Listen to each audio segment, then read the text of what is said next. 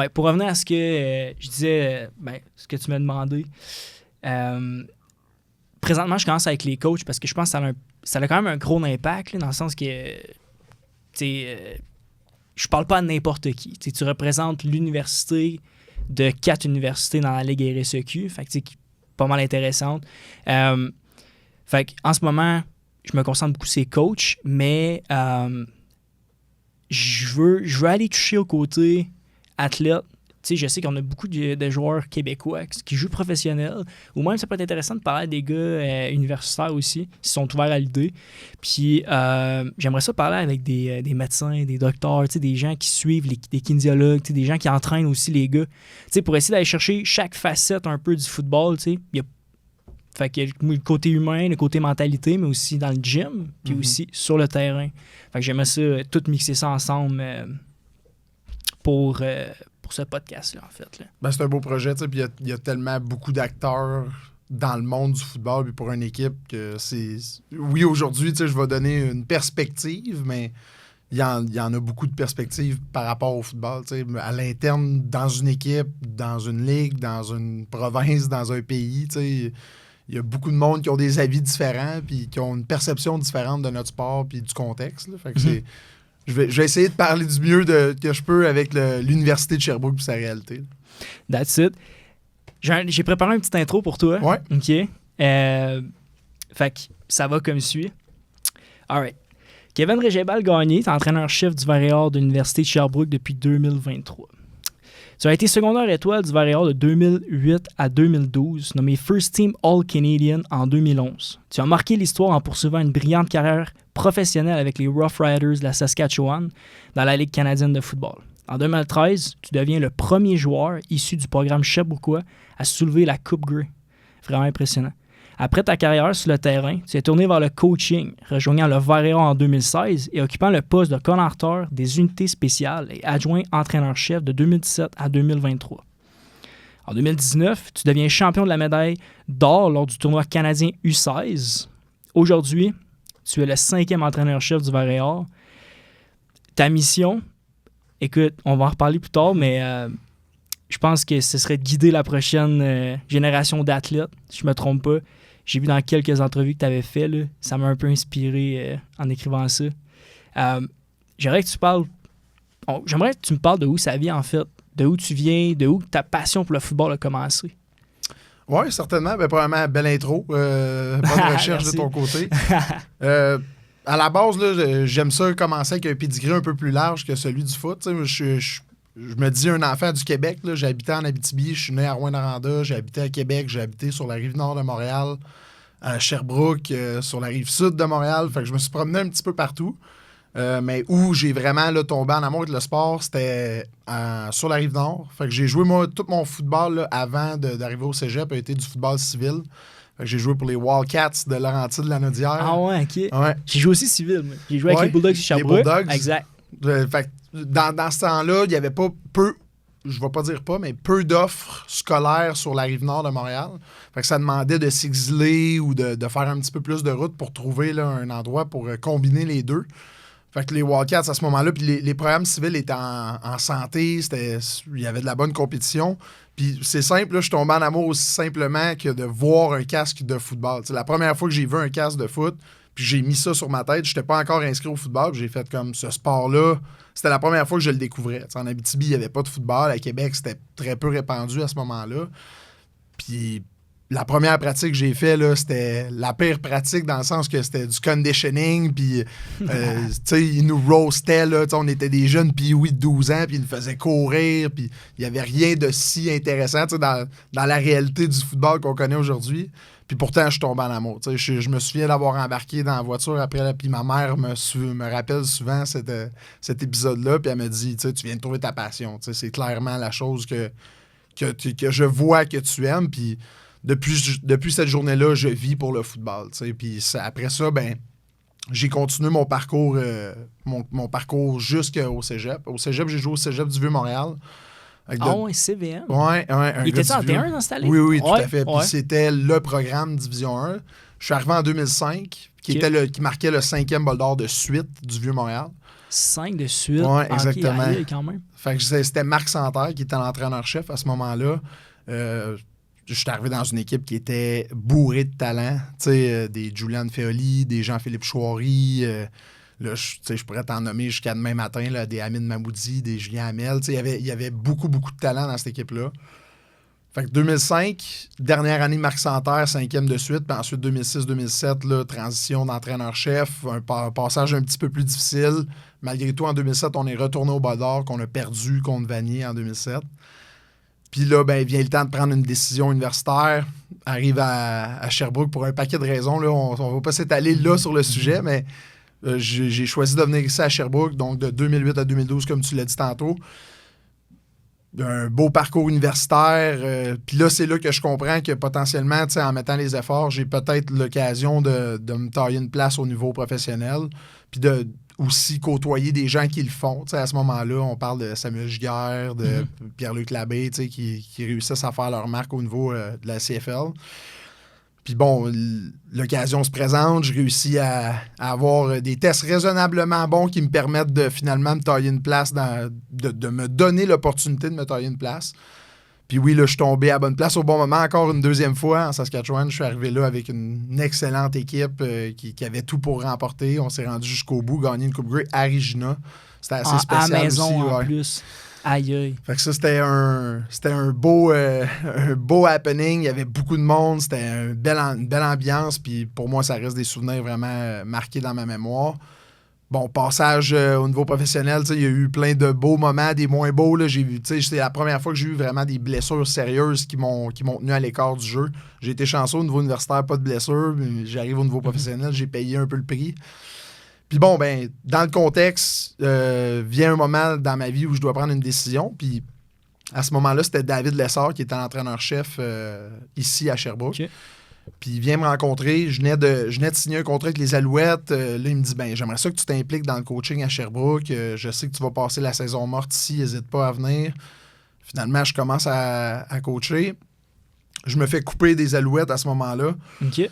Puis là, j'arrive, j'ai été coupé à cause d'une blessure. Donc, l'évaluation médicale a fait en sorte qu'ils m'ont tenu à l'écart du jeu.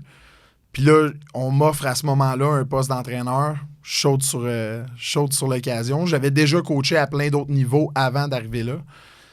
Puis là, j'ai goûté à ça, puis je suis tombé en amour avec le fait d'être un entraîneur. T'sais. Puis après ça, l'année suivante, changement de garde, tombe coordonnateur des unités spéciales. Puis là, vraiment, je sentais que j'étais sur mon X au bon endroit. T'sais.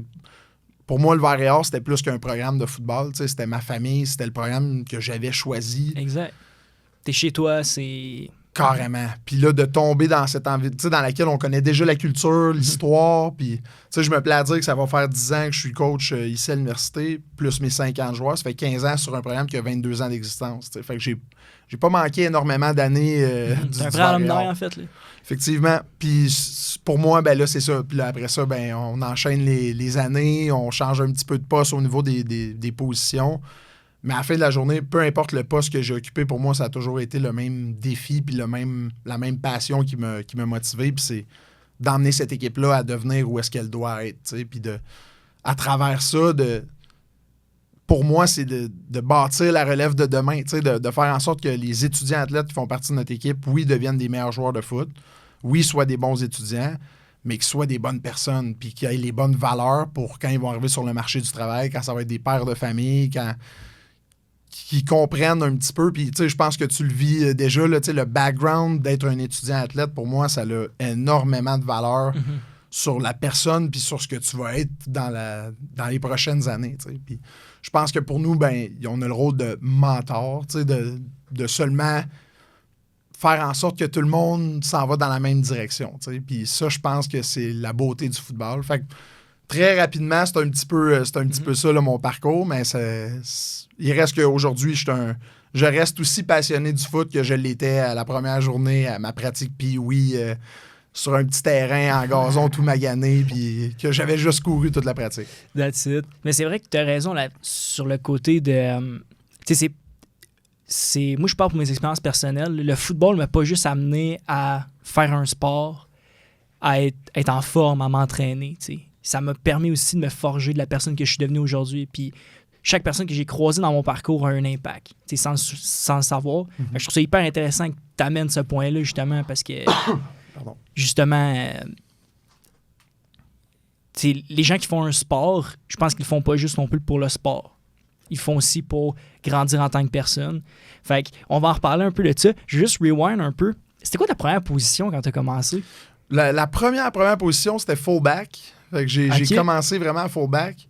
Puis dans cette année-là, je m'étais cassé le bras.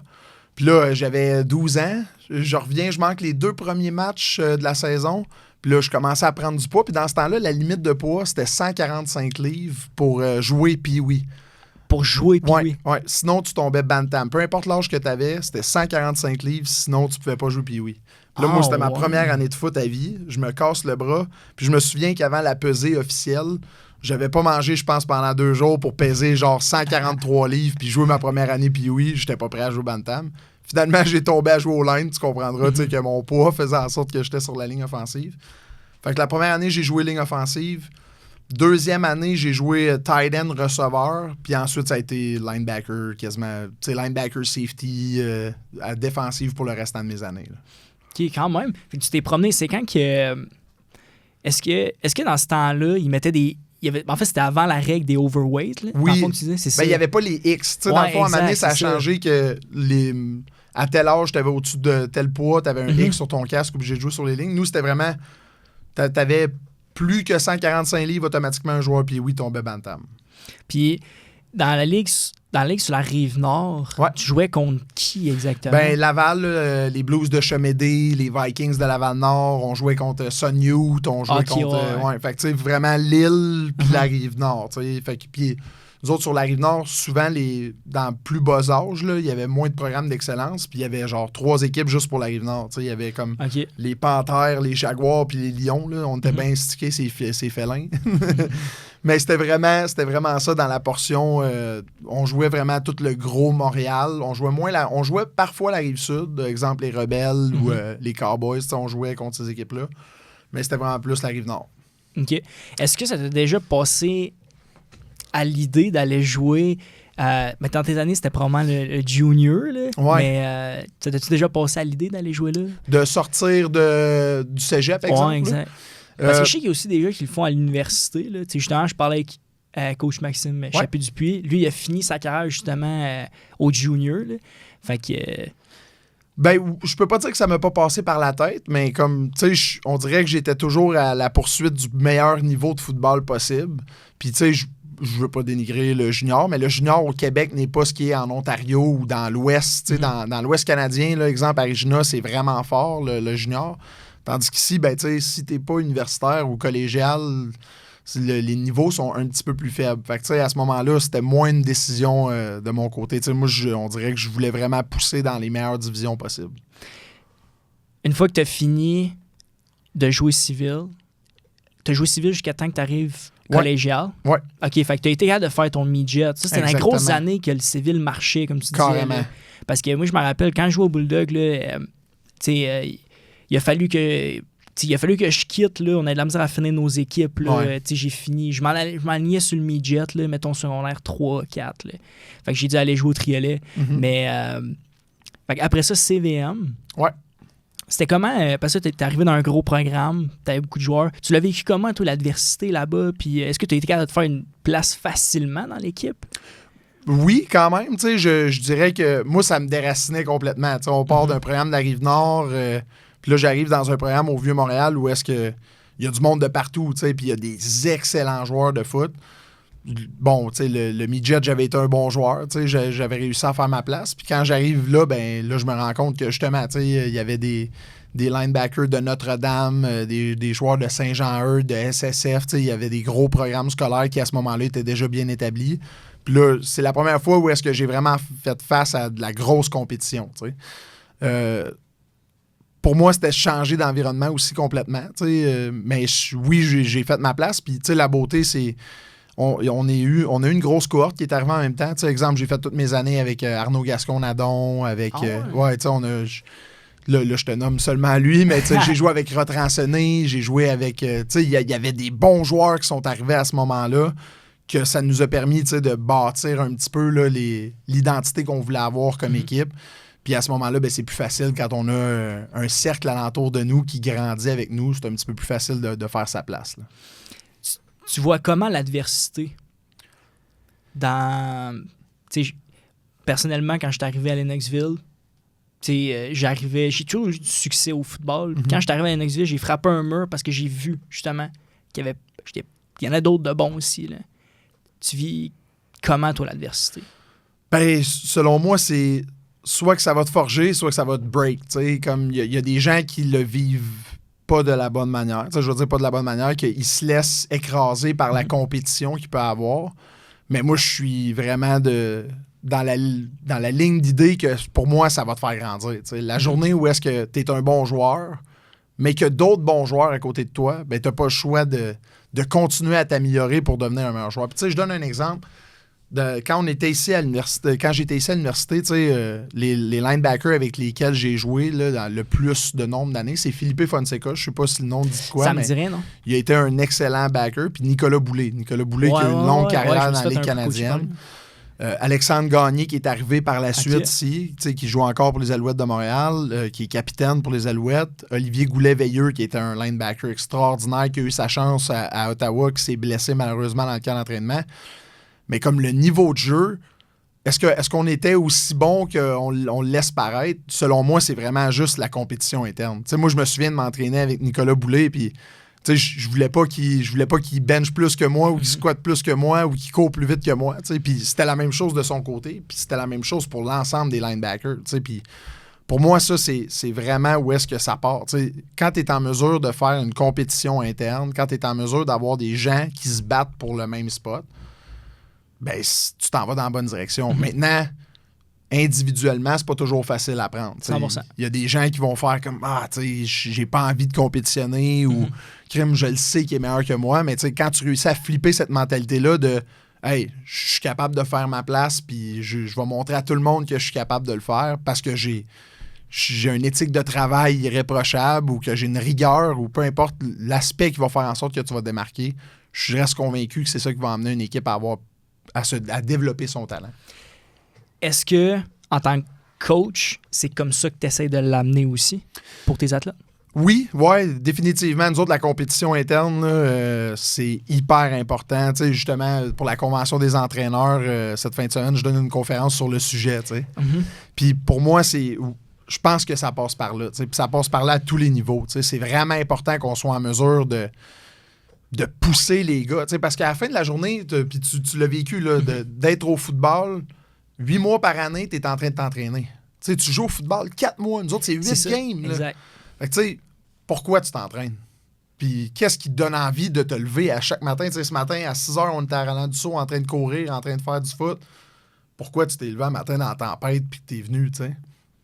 Fait que, à la fin de la journée, oui, on l'emmène comme ça. On l'emmène, dans le now, là, dans le présent, dans ce matin, t'es là pour essayer de battre les gars qui sont avec toi, qui se sont levés puis qui viennent investir du temps dans l'équipe de foot. Puis ça, pour moi, c'est quand tu restes dans le moment présent, ça fait en sorte que t'es pas en train de te projeter à hey, j'ai encore 8 mois à m'entraîner avant de jouer une game de foot. All right. Fait que Kevin, parle-moi un peu plus en détail de ton parcours collégial. Ta première année, tu arrives, tu dis que tu réussis quand même à te faire une bonne place dans l'équipe. Est-ce que tu as starté ta première année? As-tu eu des snaps ou ça t'a pris du temps avant de jouer? Comment tu l'as vécu, ça? Dans le fond, ma première année, j'ai eu un rôle sur les unités spéciales. Fait que je jouais vraiment sur toutes les unités spéciales. Puis on avait la chance d'avoir l'avance à plusieurs moments durant l'année. Fait que j'embarquais vraiment dans les fins de match. Là. Je me souviens, c'était Patrick Leblanc, là, un gars justement de Notre-Dame, et moi qui étaient les deux linebackers recrues qui embarquaient en fin de match. Puis les deux, on se challengeait encore une fois pour essayer d'aller se démarquer. Puis, fait que, on a eu l'opportunité de voir quand même beaucoup de terrain. Puis j'en ai vu là, notamment sur les unités spéciales à ma première année. Deuxième année, là, je m'établis comme partant. Une saison relativement bien. On avait sous-achieve. C'est la cohorte qui mettait fin aux 5 bols d'or de suite. Puis on a perdu en demi-finale. Fait que c'est sûr et certain que celle-là, elle a été un petit peu plus difficile là, collectivement. Changement d'entraîneur-chef, nouveauté. Il y avait des nouveaux entraîneurs, plusieurs entraîneurs qui avaient quitté. Fait que là, c'était un petit peu plus difficile. Puis 2007, j'ai été capitaine d'équipe. Comme là, on poussait dans la bonne direction. Je sentais vraiment que comme l'équipe avait retrouvé là, ses lettres de noblesse pour se rendre au bol d'or. Puis finalement, là, on a perdu au bol d'or contre Vanier. Fait que ça a été un petit peu plus difficile. Sur un point de vue individuel, ça a été une bonne saison. Mais j'ai été entouré de joueurs extraordinaires. Fait que c'est sûr et certain, dans ce temps-là, c'est un petit peu plus facile de bien paraître. Là. Mm-hmm.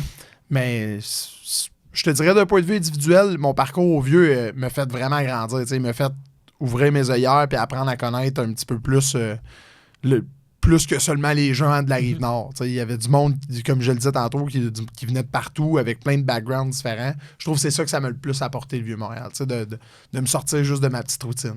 Est-ce que tu aurais tendance à dire que le parcours collégial sur ta personne a eu un plus grand impact qu'universitaire? Du tout. Du tout. Ouais, moi, j'aurais tendance à dire que c'est vraiment universitaire qui m'a fait le plus grandir. T'sais, collégial, pour moi, ça a été comme... Je vais le nommer comme ça, là, mais comme les limbes. On dirait que t'es dans un entre-deux, t'étudies dans des choses pas claires, t'es comme... C'est un endroit où est-ce que plusieurs personnes qui se perdent aussi. On le vit constamment, nous, en recrutement, là, de voir qu'il y a des gars qui arrivent au cégep sans trop d'objectifs au niveau scolaire. Finalement, sortent, ils n'ont pas de deck ou ils se redirigent parce qu'ils se rendent compte que c'est pas fait pour eux. Alors que universitaire, c'est un peu plus concret. Là, je te parle d'un point de vue académique, mais au niveau du foot aussi, c'est le développement.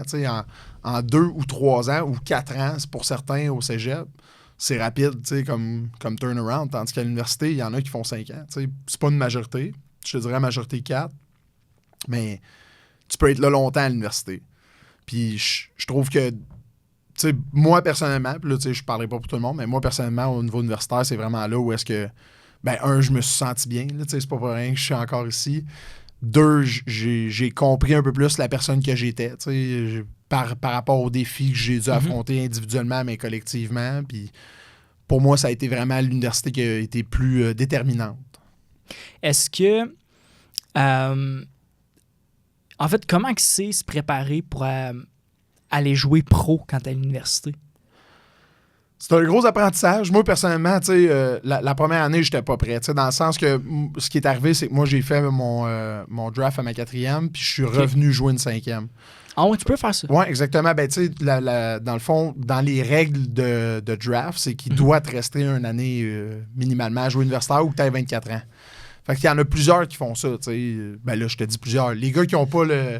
C'est sûr, moi, j'étais pas un blue chip, là. J'étais pas le meilleur joueur de ma cohorte, J'étais un gars qui avait relativement certains aspects qui lui permettaient de compétitionner. Mais c'est ça, fait que j'ai été faire un camp pro, puis là, j'ai pogné mon flash. Là, j'ai fait comme, OK, OK, ça va bien universitaire, mais pro... c'est un autre level, là, comme les gars sont plus gros, plus vite, sont meilleurs dans tout ce qu'ils font. Fait que là, je me suis dit, OK, ça prend un autre coche pour être capable de vraiment se tailler une place puis de trouver sa niche dans la Ligue canadienne. Puis tu sais, t'es un numéro, là, fait qu'il n'y a pas d'apprentissage quand t'es là. T'sais, là, il faut que tu sois capable d'être efficace puis d'être prolifique pour eux, t'sais. Fait que ça a été vraiment ça l'apprentissage. Comment on se prépare? Moi, j'avais la chance d'avoir Pierre-Luc Labbé qui était revenu ici là, pendant l'été. Puis sans dire on s'est entraîné ensemble puis tout, mais il m'a juste donné une couple de conseils, puis il m'a dit, hey, prépare-toi pour ça, puis sois conscient de ça. Puis quand je suis arrivé là-bas, il y avait un vétéran de 10 saisons, Mike McCullough, qui était un linebacker qui jouait pour Saskatchewan. Okay. Puis lui, ça a été vraiment comme celui qui m'a pris de côté et m'a dit, écoute, si tu veux réussir à percer l'alignement, si tu veux faire ta place, si tu veux réussir à t'établir, voici comment tu dois le faire. Puis dans les moments difficiles, il venait me parler, puis comme à plusieurs moments, il est venu me prendre sous son aile. Puis c'est définitivement lui qui m'a le plus aidé à m'adapter à la réalité du football canadien, de la CFL. Mm-hmm. Quand tu parles de t'adapter, est-ce que tu parles de plus en termes football ou plus en termes, mettons, dans la salle de sport ou juste mentalement? Moi, je dirais mentalement. Okay. C'est de flipper un peu comme la perception que tu as parce qu'à la fin de la journée, tu es une PME, tu es une business. Puis tu pars d'un environnement où est-ce que j'ai été capitaine 4 ans ici à Sherbrooke. Puis là, tu sais, t'es comme... Tu sais, c'est l'équipe.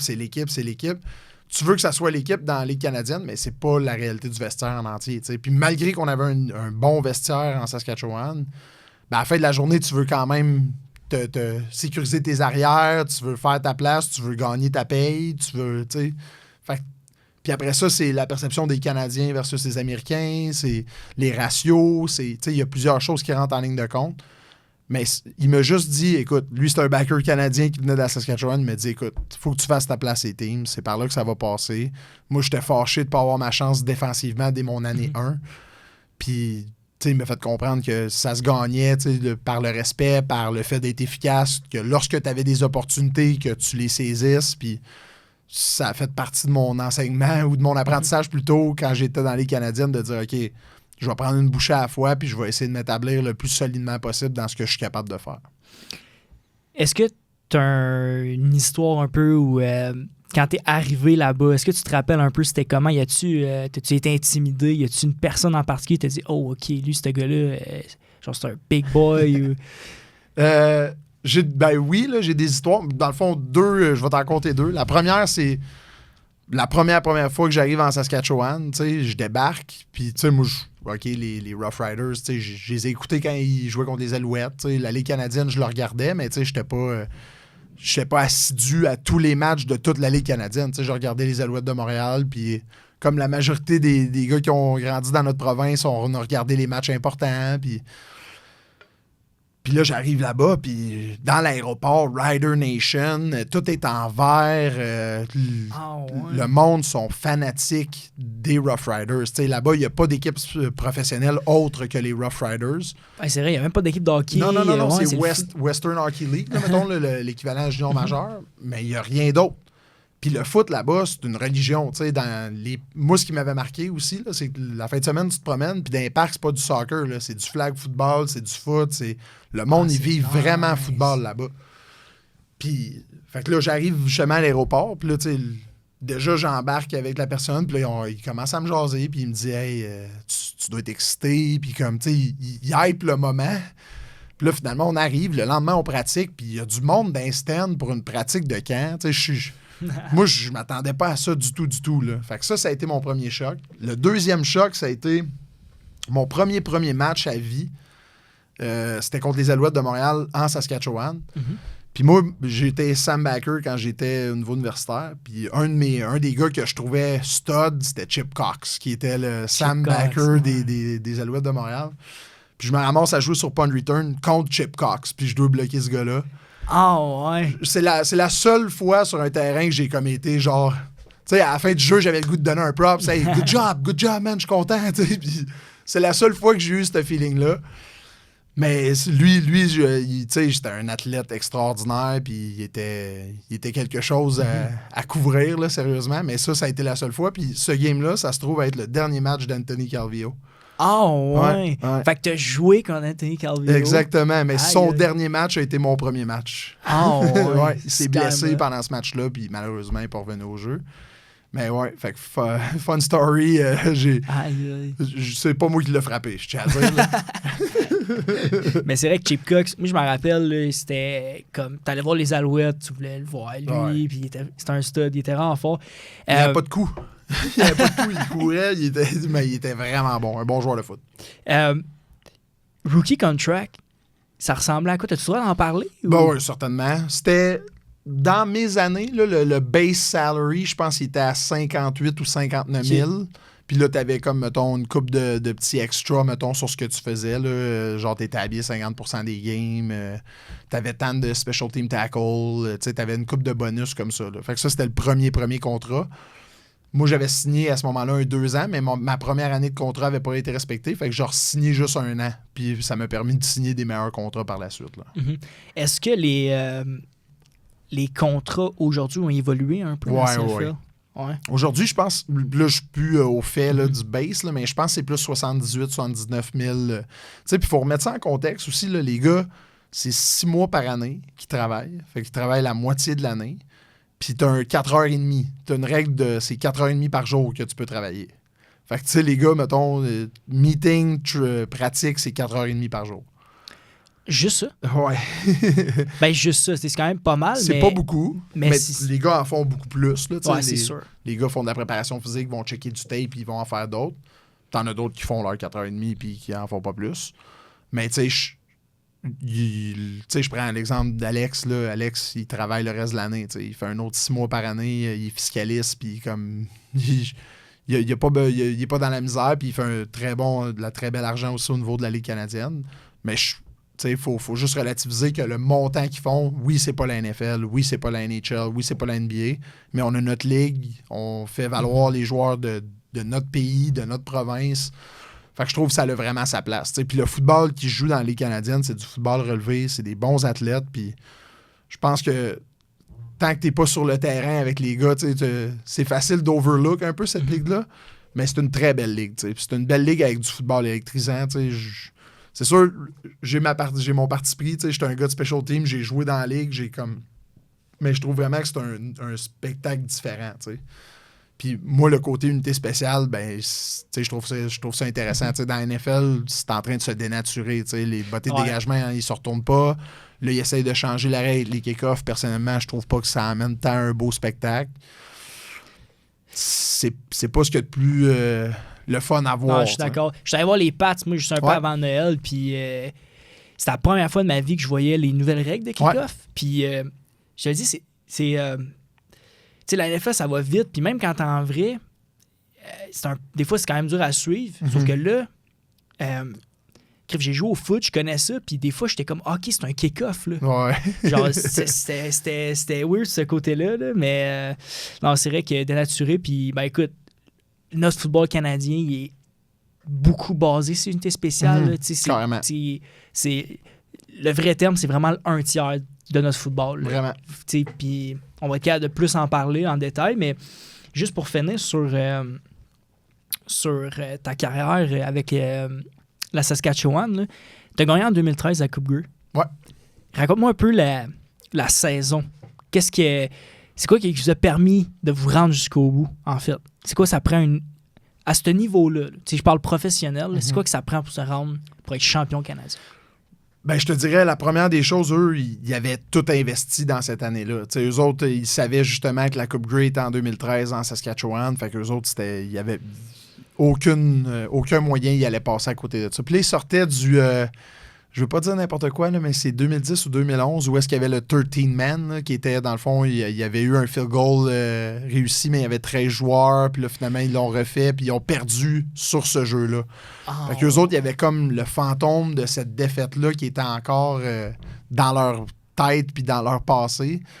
Fait que là, il y avait une équipe, tu sais, puis Western Dressler, Getzlaff, Darren Duran qui était le carrière. Il y avait vraiment des bons joueurs. Il y avait des bons joueurs dans l'équipe. Fait que je suis arrivé dans une équipe qui était déjà bien bâtie. Puis ce que je te dirais, ce que je te dis qui a fait vraiment la différence, c'est vraiment la journée où le vestiaire s'est comme unifié. Je pense que c'est week 6 ou week 7 que j'ai vraiment vu là, que l'équipe, tout d'un coup, là, ils jouaient plus pour les entraîneurs, ils jouaient pour les boys. Ils jouaient pour les gars alentour de eux. Puis c'est là où est-ce que j'ai senti qu'il y avait le flip, là, parce que dans les Canadiennes, je trouvais, puis de mon expérience à moi, ce que j'ai vécu, c'était vraiment... Je trouvais que c'était plus long parce que t'es sur un siège éjectable, puis t'es en compétition un peu contre les gars qui sont dans la pièce, jusqu'à temps que l'équipe soit formée. Quand l'équipe est formée, puis là, tu commences à prendre du momentum, c'est là que tu fais comme, OK, sans dire je peux relaxer, c'est là je peux faire confiance aux boys qui sont ici, puis il y a moins de chances, il y en a encore, mais il y a moins de chances que ces gars-là s'en aillent à gauche, à droite, puis que mon cercle se défasse. Puis quand ça s'est produit, j'ai vraiment senti que là, on a pris du momentum, puis on a avancé, puis là, c'est là où est-ce qu'on a commencé à se démarquer, puis à aligner plusieurs victoires de suite. Puis après ça, ben, dans les playoffs, ça a juste été comme, justement, on a build-up sur les 3 ou 4 dernières victoires qu'on a eues dans la saison. Puis là, ben... à partir de là, je trouve que c'est vraiment ça qui a fait la différence. Le vestiaire, les gars dans le vestiaire. Je suppose que tu as joué au match de la Coupe Grey? Malheureusement, non. Okay. J'ai joué la demi-finale contre Calgary, puis après ça, j'ai été un LT Scratch pour la Coupe Grey. Ouais, fait que ce qui s'est passé, dans le fond, c'était le ratio canadien. Getzlaff, qui était un receveur à ce moment-là, qui était dominant, il était blessé. Puis lui s'est habillé pour la Coupe Grey. Fait que le premier Canadien à débarquer, ça a été moi. Ah ouais. Ouais. Fait que malheureusement, j'ai pas vécu le match de la Coupe Grey sur le terrain. C'était mon plus gros regret. T'sais. Puis je me souviens, à la fin de la Coupe Grey, d'avoir fait, je suis vraiment content, mais c'est la dernière fois que je le vis du banc. Malheureusement, ça a été la seule fois que je l'ai vécu, mais comme ça a été ça qui a fueled mes off-season après ça. Pour moi, je voulais pas revivre ce moment-là. Moi, je voulais être sur le terrain, je voulais faire ma part dans la victoire de l'équipe. Puis ça, pour moi, ça a été un peu plus difficile. Est-ce que tu avais un peu le sentiment, parce que moi, perso, je l'ai vécu un peu, là, quand, mettons, on perdait, puis j'avais... Ou même des fois, quand on gagnait des gros matchs, puis j'avais pas beaucoup joué ou j'avais pas joué du match. J'avais vraiment le... Est-ce que tu as eu le feeling de comme si tu t'es senti un peu helpless? De comme, c'est vraiment le fun. Je suis content qu'on ait gagné, mais comme j'ai rien fait. Comme... Ben carrément, tu sais, je te mentirais pas que j'étais heureux d'avoir aidé l'équipe à se rendre jusque-là. Mais de pas finir la job, la job, c'est sûr et certain que je l'ai plus difficile, tu sais. Je te dirais que le petit bonus de Coupe Grey m'a aidé à me remettre de mes émotions. mais tout ça pour dire que, comme, oui, définitivement, c'était quelque chose que je voulais. Pour moi, c'était important qu'à partir de ce moment-là, que je sois plus laissé de côté. T'sais. Est-ce que dans une équipe professionnelle, c'est plus compliqué, mettons, de créer un vrai noyau, que tout le monde se tient ensemble, une vraie famille? Parce que tu l'as dit tantôt, quand tu arrives, tu es vraiment un numéro, puis tu as signé un contrat ou tu vas en signer un. Fait que il y a sûrement des gars qui jouent quasiment juste pour le cash ou juste pour le fame ou je sais pas trop, là, mais... Ouais, carrément. Tu sais, puis il y a des gens qui passent là qui sont là de passage. Tu sais, comme il y a du monde qui vont être là pendant le camp, il y a du monde qui vont se faire échanger, il y a du monde qui vont se faire signer puis qui vont repartir. Tu sais, comme... Je trouve que, du moins, encore une fois, dans ce que j'ai vécu, puis tu sais, j'ai pas joué 12 ans dans la CFL, mais ce que j'ai vécu, c'était vraiment... T'avais un noyau fort qui était comme les joueurs établis d'une équipe. T'avais quelques joueurs, mettons, qui étaient des hang-around, que bon, ça faisait plus ou moins longtemps qu'ils étaient là puis qui commençaient à trouver leur repère. Puis après ça, t'as des électrons libres. Là. T'as comme du monde qui sont là de passage, du monde qui sont là pour leur paye, du monde qui sont pas là pour les bonnes raisons. Puis je pense que plus ton petit noyau était fort, ben plus t'as de chances de gagner avec cette équipe-là. T'sais. C'est un peu la perception que j'ai de si tu veux réussir à avoir du succès dans n'importe quelle ligue professionnelle, je pense. Là. Est-ce que... En fait, si tu avais un conseil à donner, OK? Mettons, si tu avais à parler à un de tes joueurs, parce que probablement, je sais qu'il y en a là, du Varéal, là, qu'ils s'en vont pour se faire repêcher, ils font les procédures. Combine, ouais, exact, combine. C'est quoi les conseils que tu donnes à ces joueurs-là, à tes gars, pour la prochaine étape, pour le combine, pour le draft? Ben, j'essaye de les appuyer le mieux que je peux. Tu sais, la première des choses pour moi, c'est c'est des moments qui peuvent être stressants. C'est pas tout le monde qui va vivre ces moments-là de la même manière. Exemple, là, la première étape qui est le combine, d'arriver là puis de performer sur demande dans une journée ou dans 5 jours, peu importe le format du combine, c'est pas évident. C'est pas évident, puis avec tout ce que ça comprend aussi, cet événement-là. Tu joues un peu ton sort dans cette journée-là ou dans ces journées-là. Fait que pour moi, la première des choses, c'est d'adresser que, hey, à la fin de la journée, ce que tu fais, c'est jouer au football. Puis c'est lever des poids, c'est courir, c'est toutes des choses que tu fais depuis des années. Fait que d'essayer de dédramatiser puis d'enlever un peu, pas l'importance, mais la pression de cette journée-là, je pense que c'est la première des choses. Après ça, ben, tu sais, c'est quand arrive le moment où est-ce que tu as eu l'opportunité, tu as ton opportunité d'aller montrer ce que tu peux faire dans une équipe parce que tu as été signé, puis peu importe que tu sois drafté, free agent, que tu aies une opportunité, c'est comment tu vas gérer cette opportunité-là. T'sais. Puis ça, pour moi, c'est vraiment là où est-ce que j'essaie de leur dire, hey, comme il n'y a personne de plus grand que toi, il n'y a personne de meilleur que toi. T'sais, à la fin de la journée, tes limites, c'est toi qui c'est fixe. Puis je trouve que ça, c'est trop important dans comment tu vas te présenter. T'sais, si tu arrives là, ben, tu veux pas être celui qui tasse tout le monde, fait hey, non, tu veux juste montrer ce que tu es capable de faire puis de jouer avec confiance. Parce qu'à la fin de la journée, si tu es là, c'est qu'eux évaluent que tu as le potentiel de montrer que tu peux être un joueur dans les Canadiennes. Fait ça, c'est un des exemples. Pour plein de gars, on a fait un processus d'entrevue. Il y a des entrevues qui se font aussi durant les combines. Fait qu'on les prépare aux entrevues. J'essaye de leur parler de mon expérience aussi pour qu'ils soient capables de juste avoir des inputs sur quelques petites choses. Mais à la fin de la journée, ils ont un gros travail aussi de le vivre puis de s'adapter. Mais le plus gros conseil qu'on fait, c'est vraiment comment tu arrives là. Dans quel état d'esprit, surtout, tu te présentes à chacune de ces opportunités-là.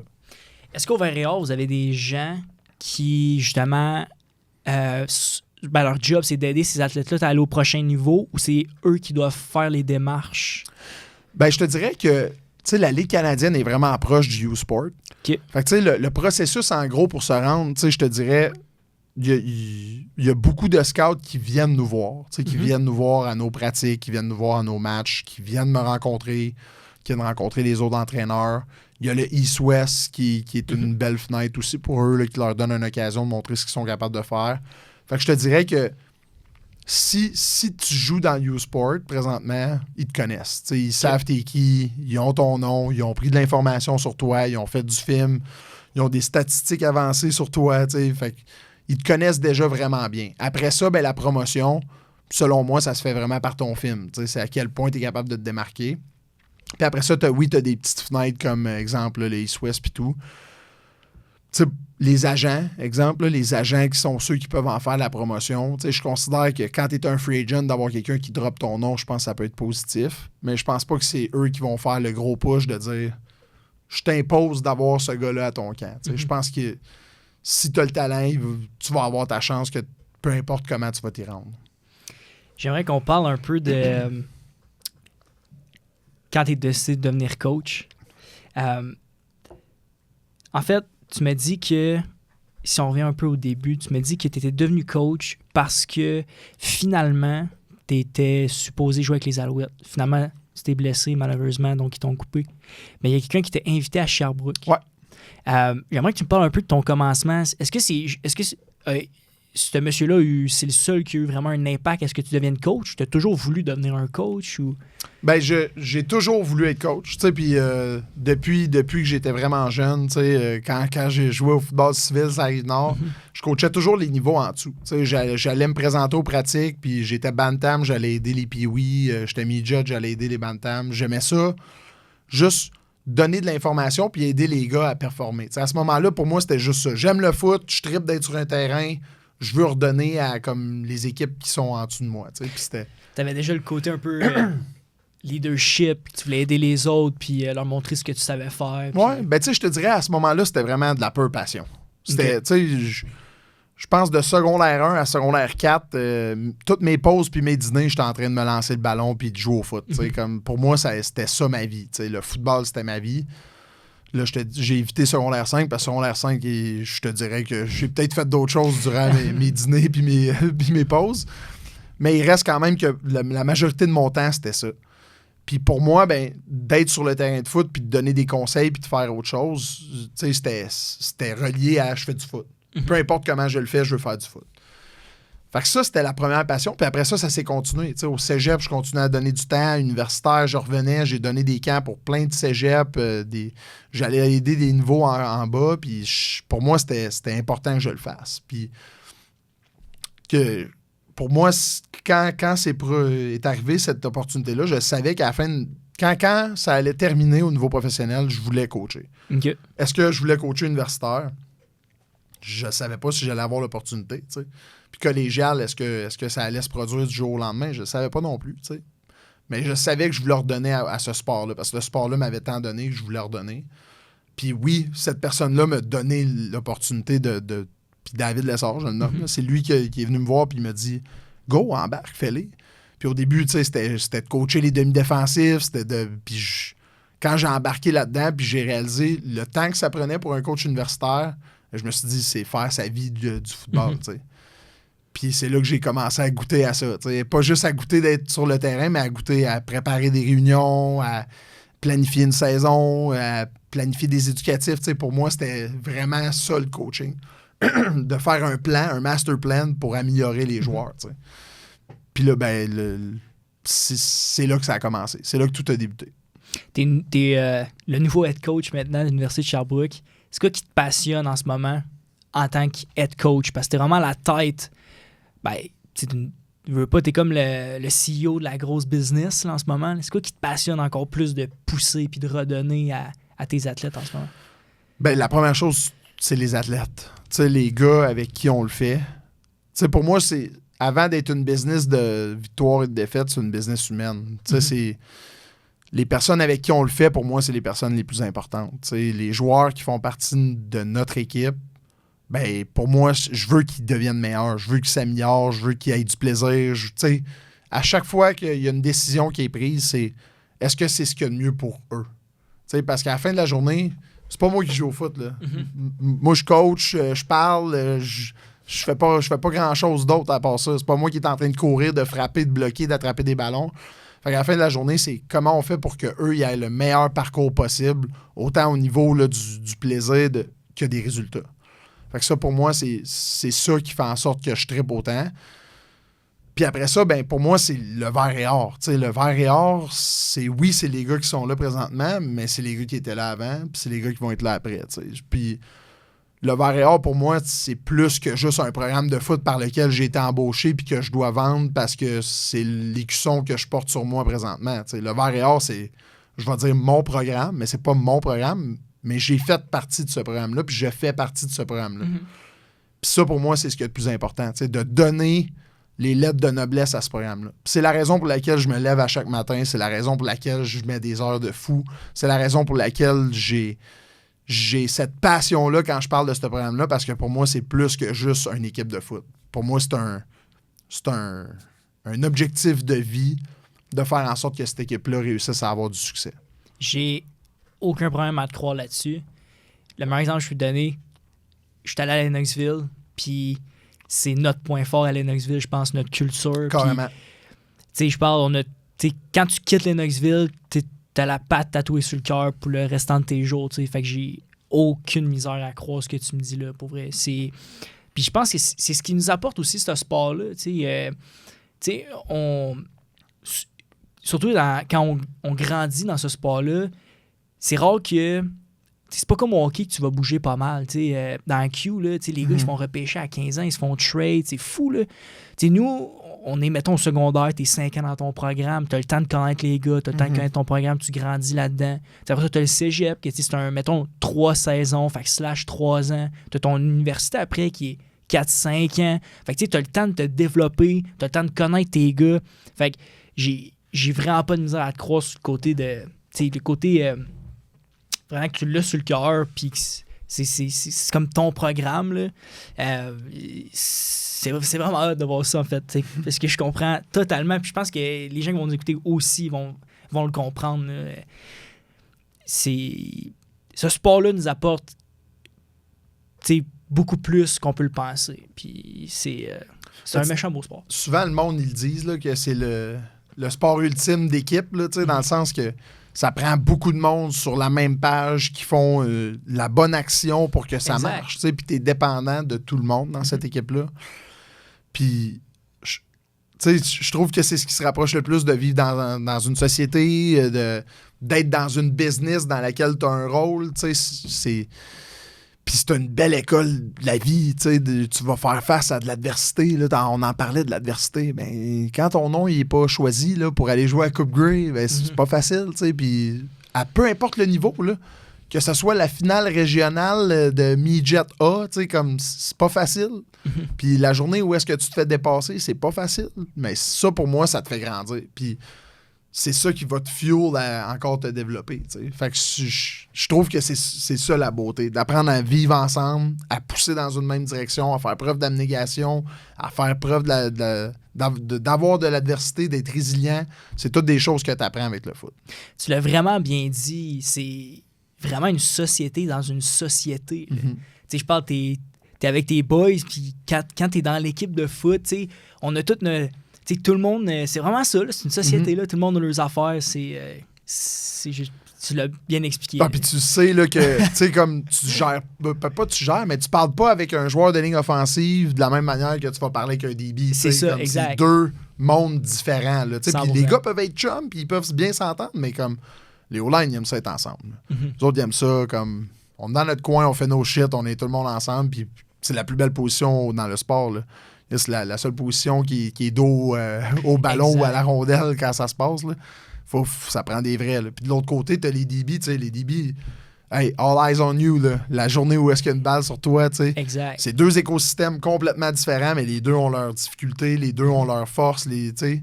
Je trouve que c'est ça qui est beau. Tu sais, ça prend un gros gars de 6 pieds 5, 300 livres, comme ça te prend ton petit gars de 5 et 7, 180 livres, mais qui court un 4x4. Tu sais, comme, ça te prend tout dans une équipe de foot, puis c'est ça la beauté. Do your job, hein, c'est Ouais, littéralement ça. exactement. T'as un gars qui fait pas sa job, tu gagnes pas le jeu. Carrément. C'est aussi simple que ça. Est-ce que tu as le droit d'en parler de comment tu as eu l'appel pour devenir head coach? Oui, certainement. Tu sais, dans le fond, c'est vraiment simple comment ça s'est passé. C'est quand il y a eu le changement de garde, il y avait vraiment une volonté. Tu sais, il voulait voir c'était qui les gens potentiels qu'il pouvait avoir à l'université. Puis, ben, à ce moment-là, j'ai rencontré les directeurs, puis j'ai fait part du fait que j'avais envie de le devenir. Puis, assez facilement, je te dirais que le choix a été fait. T'sais. Fait que je pense qu'eux autres, ils avaient déjà en tête qu'ils voyaient un remplaçant. Puis, pour eux, ils voulaient conserver un peu plus ça à l'interne. Ils avaient confiance aux entraîneurs qui étaient là à ce moment-là. Fait que ça a fait en sorte que rapidement, j'ai sauté sur le poste. T'sais. Fait que pour moi, ça a été une très bonne nouvelle. La seule chose que ça l'a changé, c'est à quel point ma portée est plus grande sur les décisions de cette équipe-là. T'sais. Parce que pour moi, à la fin de la journée, comme je te disais, le poste, c'est pas ce qu'il y a de plus important. Pour moi, c'est plus à quel point on est capable de faire avancer les choses puis de créer du changement. Puis c'était ça le plus important pour moi quand j'ai eu cet appel-là. Est-ce que tu essaies d'amener une nouvelle culture, une façon plus à ta manière de voir le vert et or dans ton équipe, ou tu essaies de garder ça plus comme tu avais avant avec quand tu étais assistant head coach? Est-ce que maintenant tu amènes ta propre sauce, tes propres valeurs? T'essaies-tu de construire de quoi en fait? Carrément. Puis la seule chose, c'est que c'est pas juste ma vision. T'sais, dans le fond, c'est notre vision. Puis je le dis, là, ça peut paraître, OK, ben, il veut embarquer tout le monde. Non, j'ai parlé avec les joueurs, j'ai parlé avec les coachs, puis pour moi, oui, j'avais une vision. Puis, ce qu'on faisait auparavant, je n'étais pas contre, mais il y avait des choses que je considérais qui devaient se faire différemment. Puis quand je suis embarqué, ben définitivement, j'ai dit, OK, ben ça, c'est bien. Ça, faut l'améliorer, il faut le changer. Puis oui, on a changé nos valeurs, on a changé la mission, on a changé la culture de cette organisation-là. Est-ce que c'est parfait présentement? Non. On est à l'année 2 de ce qu'on essaie d'instaurer. On a la première vraie cohorte de recrutement qui vient de nous, qui vient des entraîneurs en place. C'est la première boucle complète qu'on fait avec tous nos entraîneurs. Fait que, on essaye vraiment d'instaurer cette nouvelle façon de faire, cette nouvelle vision qu'on a pour le vert et or. Puis, selon moi, c'est un enjeu très important, parce que on est en train de bâtir de quoi. On est tout à fait conscient de où on est, mais pour moi, c'était important de faire une base qui est solide. Je veux pas partir puis juste, hey, on réussit à avoir du succès parce qu'on a des bons joueurs, on réussit à... Non, moi, je veux m'assurer que ça perdure dans le temps. Puis pour ça, ben, ça prend une base solide de gens qui comprennent pourquoi on fait les choses, comment on le fait, puis qui sont capables de le véhiculer d'eux-mêmes au sein d'une organisation. Puis c'est ça, on est là présentement. On est vraiment à bâtir la base de ce qu'on veut être et faire comme équipe dans le futur. Est-ce que tu peux me partager un peu... si tu parles de base, ouais. C'est quoi la base en ce moment que vous êtes en train d'établir? Est-ce qu'il y a des nouvelles valeurs? Ben, je vais pas m'étaler sur toute la recette au complet, mais tu sais, je vais nommer une chose. Je vais nommer une grande chose, puis pour nous, c'est l'engagement. Tu sais, l'engagement, pour nous, c'est hyper important. Puis je trouve qu'un des aspects dans lequel on devait s'améliorer, c'était... On avait énormément de rigueur. Tu sais, on était une équipe qui se présentait à l'entraînement à chaque jour à l'année. Puis ça, on l'avait. Ce qui nous manquait vraiment comme équipe, selon moi, c'était l'éthique de travail puis la compétition. Je te le nommais tantôt. Je trouvais qu'il manquait de... Oui, je suis en train de m'entraîner, mais il y a une différence entre je le fais parce que je dois le faire, puis je le fais parce que j'ai une volonté de le faire. Puis je le fais parce que je veux m'améliorer, puis je veux compétitionner contre mes teammates, mais contre les autres équipes. Puis ça manquait dans l'équipe. Puis c'est ce qu'on fait, puis on le fait partout. T'sais, on le fait en entraînement, on le fait dans la vente de billets, on le fait dans des pratiques. L'aspect compétitif de ce qu'on essaie d'établir, selon moi, c'est une grosse, grosse différence où est-ce que on peut pas, on le nomme là, tu peux pas cruise. Tu peux pas juste comme go through the motion pendant ton parcours universitaire. C'est à chaque fois que tu te présentes, faut que tu sois en train de dire pourquoi je le fais, puis je vais le faire à 100%. Puis ça, pour moi, c'est vraiment une chose qu'on établit présentement, puis qui est en train de se véhiculer au sein de l'équipe. Puis je vois déjà un changement dans ce qu'on est en train de faire. Ça coche. C'est vraiment hot. Est-ce que, mettons, pour suivre à ça, ça ressemble à quoi une semaine en tant que variable? Tu sais, là, on est dans le off-season. Ouais. Fait que, tu sais, mettons, on peut peut-être parler un peu du off-season. Ça ressemble à quoi quand tu es engagé dans le variable chaque semaine dans tes trainings, tes meetings, whatever, tu sais, avec l'école, je suppose aussi avec les gars? Ouais, ben tu sais, premièrement des choses où tout le monde est à l'école. Fait que tu sais, tout le monde a leur horaire de cours. Ça varie selon t'es-tu en génie, en droit, en psychologie, tu sais, peu importe le programme dans lequel t'es, là. Nous, c'est du lundi au vendredi, on a des entraînements supervisés. Fait que t'es dans la salle d'entraînement ou sur le terrain. Le lundi, là, c'est. Puis là, tu sais, je vais y aller vraiment général. Il y a des spécificités par t'es à quelle position, c'est quoi tes demandes au niveau de l'entraînement. Mais en gros, lundi, on court. Fait qu'on court sur le turf le lundi matin.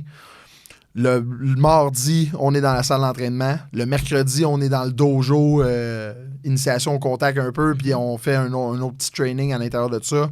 Le jeudi, on revient au turf. Fait que encore changement de direction. Pratique, là, on vient de commencer à pratiquer là, les jeudis, on fait un petit peu de foot, puis après la semaine de relâche, c'est vraiment du foot. Puis le vendredi, un autre training, puis ils ont un autre entraînement à faire le samedi qui est non supervisé, qu'ils peuvent faire quand ils veulent. Ça, c'est portion préparation physique, puis là, après ça, tu as les meetings. Fait qu'à chaque lundi soir, ils ont un meeting de 5 à 7, un meeting de foot. À chaque mercredi premier du mois, ils ont de la préparation mentale. T'sais. Fait que là, il y a des psychologues sportifs qui viennent présenter des sujets, qui font des ateliers avec les joueurs. Il y a plein d'autres petits moments comme ça, mais c'est demandant quand même pour un off-season. Dans le sens que juste en entraînement, ben, à tous les matins ou à chaque jour, ils ont minimalement un training à faire, plus 2 ou 3 activités de plus durant la semaine, tout dépendamment des semaines dans lesquelles on est. Puis toi, ta semaine, elle ressemble à quoi? Je pense qu'elle doit être... Ben, tu sais, je te dirais que ça aussi, ça dépend on est où dans la saison. Je te dirais que de ce temps-ci, j'ai réussi à m'en tirer à un 5-6 jours semaine. Je réussis à pas avoir un 7 tout le temps. Mais tu sais, moi, j'arrive le matin. Ce que je fais le moins, c'est du foot. Moi, personnellement, ce que je fais le plus, c'est de la gestion. Fait que, que ce soit de la réservation de plateau, gestion d'horaire, planification annuelle. Peu importe c'est quoi, c'est toujours en lien avec gérer l'équipe.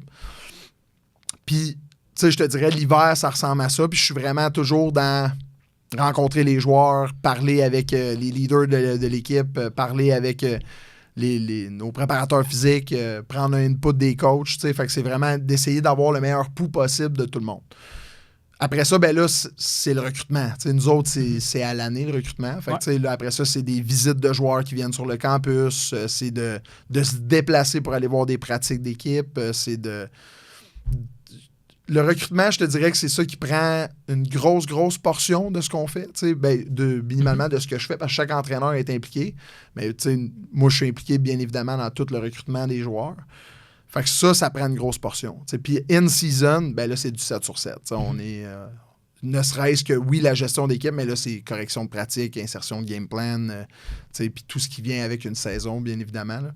Fait que c'est une job qui est quand même assez prenante, je te dirais. Mais c'est... encore une fois, comme tu dis, j'ai eu la chance de faire de cette passion-là mon métier. T'sais. Fait que oui, c'est beaucoup de temps, mais à chaque fois que je rentre le matin, je suis pas comme « Ah, ça me fait chier. » T'as pas l'impression que tu travailles. Exactement. Mais c'est parfait, ça. J'ai l'impression de jouer avec une équipe de football présentement. Ça, c'est le fun. Tu parles du recrutement. Là. Ouais. C'est quoi l'expérience que tu essaies de donner aux gars que tu recrutes, en fait? Parce que tu veux pas...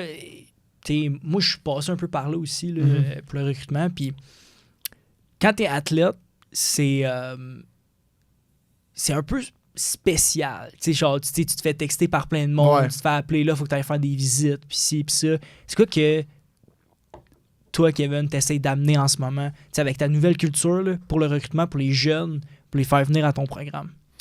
Ben, tu sais, La première des choses, nous, c'est qu'on essaie d'être transparent. On n'essaie pas de vendre du rêve. Ce qu'on leur explique, c'est vraiment, ben voici c'est quoi d'être un varieur. Fait que, tu sais, dans la visite, première des choses, bien évidemment, là, toute la poutine de comme on monte les installations, on explique un petit peu l'horaire, on essaie de faire un portrait le plus global possible. Après ça, ben, on parle bien évidemment du côté académique.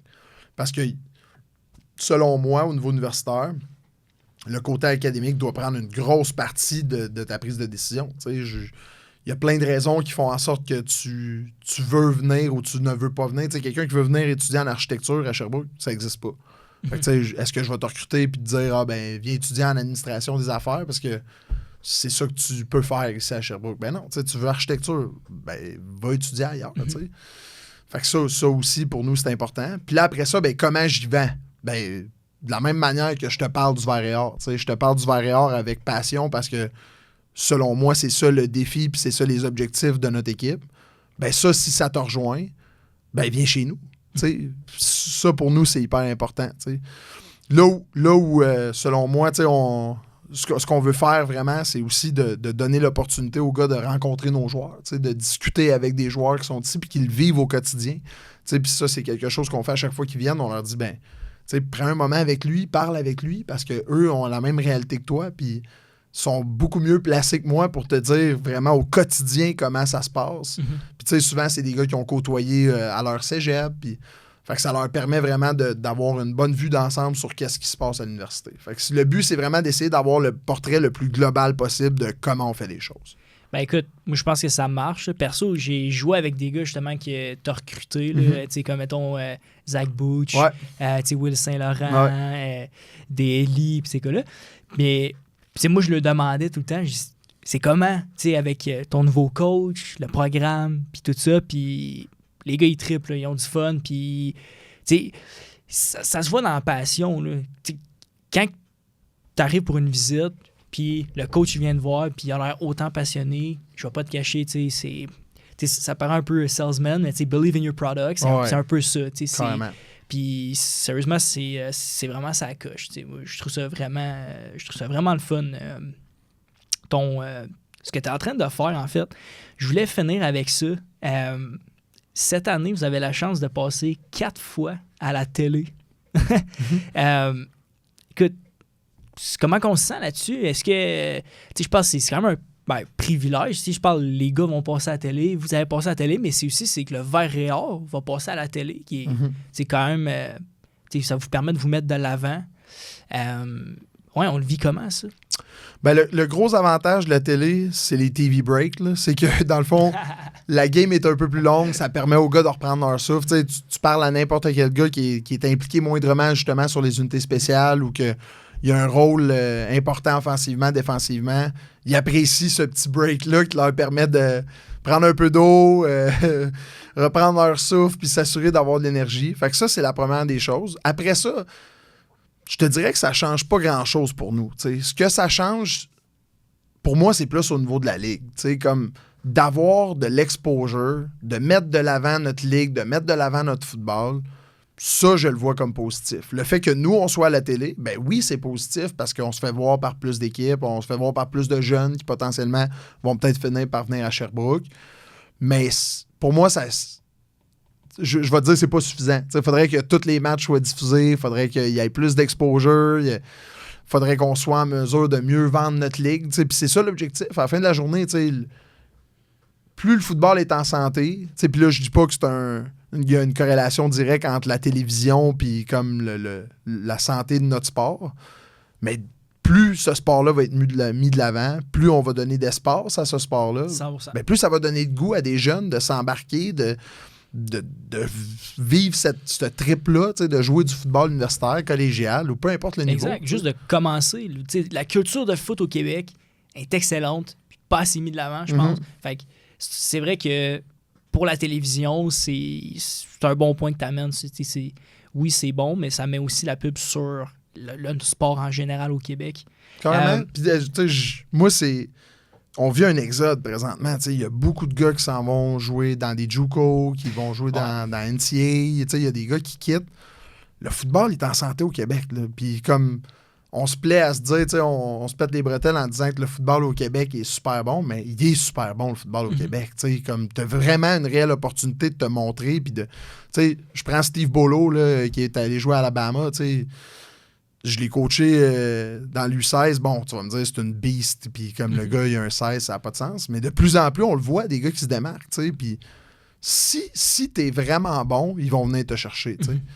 Force pas les choses. T'sais. Le football au Québec peut convenir à plein d'athlètes. T'sais. Puis après ça, ben oui, tant mieux si tu as ton opportunité. Mais comme on joue du foot solide ici, puis ils vont finir par venir te trouver. Puis Samuel Giguère, c'est le meilleur exemple. Le gars, il a joué pour les Giants, il a joué pour les Colts. Exact. Il a joué son football universitaire dans les pires années du Vert-et-Or, dans les années les plus difficiles au début, un nouveau programme.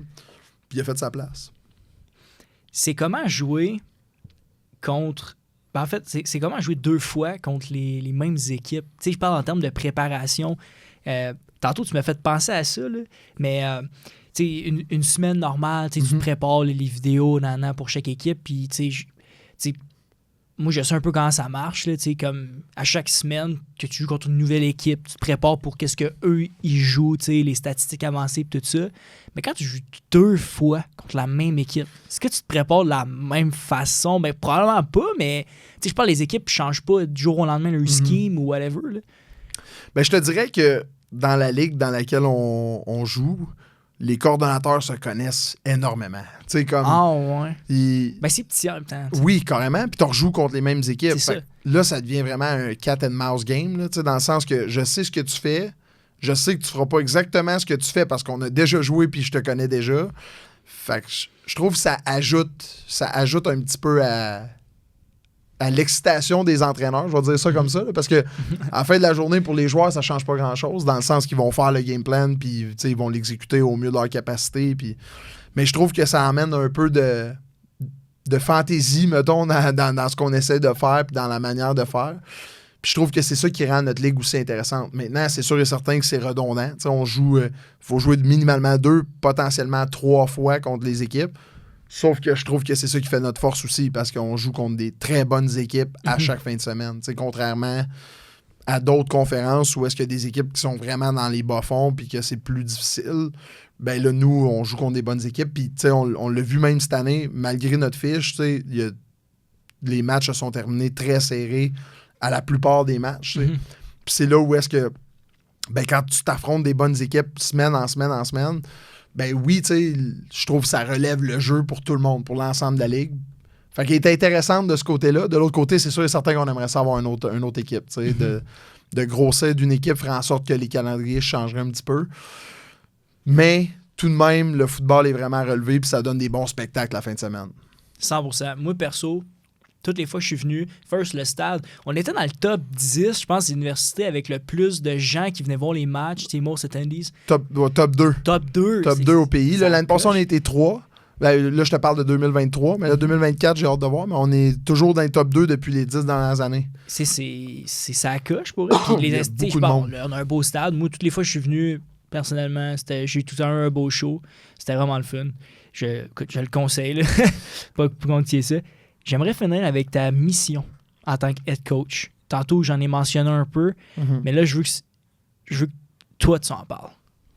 Ouais, ben tu sais, ma mission, là, tu sais, il y a notre mission puis il y a ma mission. Tu sais, ils sont en lien les deux.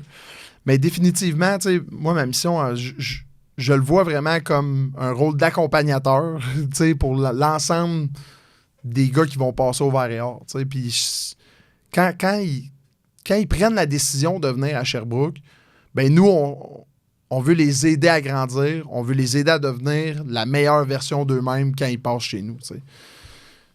Puis pour moi, ça passe par là pour que le Vert-et-Or ait du succès, et non pas l'inverse. T'sais. Ma mission, c'est pas que le Vert-et-Or ait du succès, ma mission, c'est que les gens qui font partie du Vert-et-Or fassent en sorte que le Vert-et-Or ait du succès. Puis tu sais, je trouve ça un peu selfish de dire ma mission parce que mon Dieu, que je serais jamais capable de faire ça tout seul. Il y a tellement de monde qui ont le même objectif puis qui poussent dans la même direction puis qui nous permettent d'espérer que ça fonctionne. C'est fou, tu sais. Puis n'importe qui est menteur qui dit que c'est lui la personne dans un programme de football qui fait toute la différence. Il y a un monde dans une équipe de football, puis chaque personne a un rôle à jouer. Puis moi, je me vois vraiment comme l'une de ces pièces-là qui permet de faire avancer ça. Puis c'est vraiment ça ma mission. Ma mission, c'est de faire en sorte que les gars qui viennent à Sherbrooke, les gars qui sont à Sherbrooke, qu'on les emmène à ce qu'il y ait du succès individuellement pour que collectivement, on ait du succès. Wow. Belle mission. Merci, Kevin, d'avoir participé à mon podcast.